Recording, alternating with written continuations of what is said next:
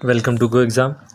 सबसे पहले मैं आप सबको अंबेडकर जयंती की हार्दिक बधाई देता हूँ और बस इतना कहना चाहता हूँ कि ऐसे महान व्यक्तित्व को आप सब पढ़ें, जानें और बहुत ज़रूरी है समझें।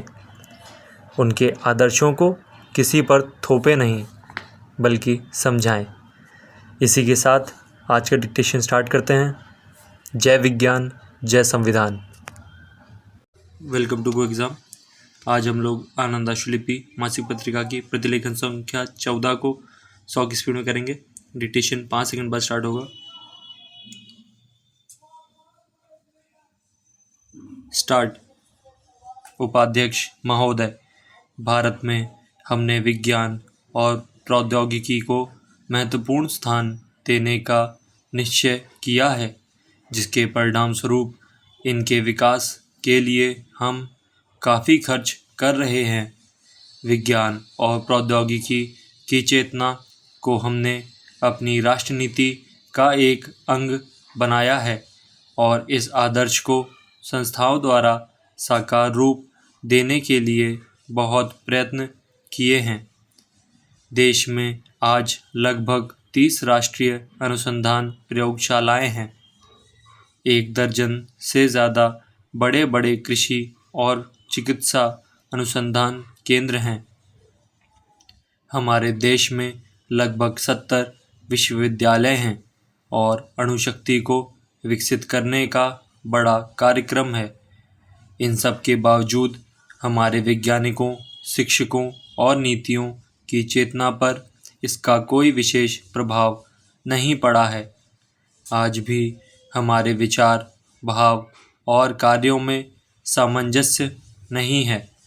आधे मन से तो हम विज्ञान के गुण गाते हैं और दूसरी ओर उन पुरानी रूढ़ियों और विचारों में अकड़े हैं।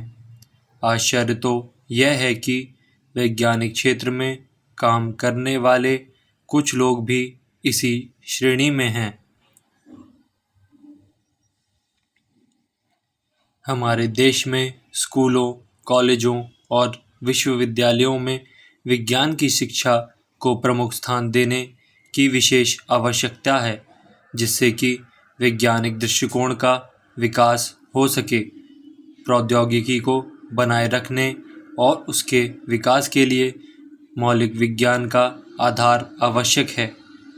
हम विकसित देशों की उच्च प्रौद्योगिकी उधार लेकर आगे बढ़ सकते हैं, लेकिन कोई भी राष्ट्र केवल उधार के बल पर ही प्रगति नहीं कर सकता।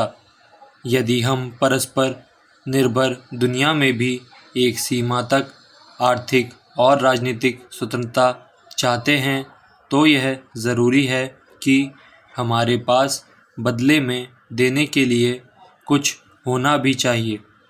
हम चाहते हैं कि हमारे विश्वविद्यालय बुनियादी विज्ञान के विकास के केंद्र बने और इस कार्य में राष्ट्रीय प्रयोगशालाएं उनकी सहायता करें। विज्ञान और प्रौद्योगिकी तथा मनुष्य की सामान्य प्रकृति के बीच आपसी संबंध है। हमारे देश में जिसे परंपरा माना जाता है, वह प्रायः पुराने विचारों और आदतों का घिसा पिटा अवशेष मात्र होता है। ये पुरानी आदतें और अंधविश्वासों की परतें विज्ञान और वैज्ञानिक चिंतनधारा की उन्नति के पथ में बाधक हैं।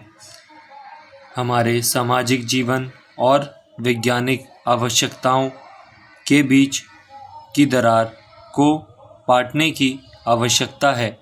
विज्ञान को केवल व्यक्तियों के और संस्थाओं के प्रयास तक ही सीमित नहीं करना चाहिए, बल्कि उसके द्वारा सामाजिक महत्व और गतिविधियों का विकास होना चाहिए।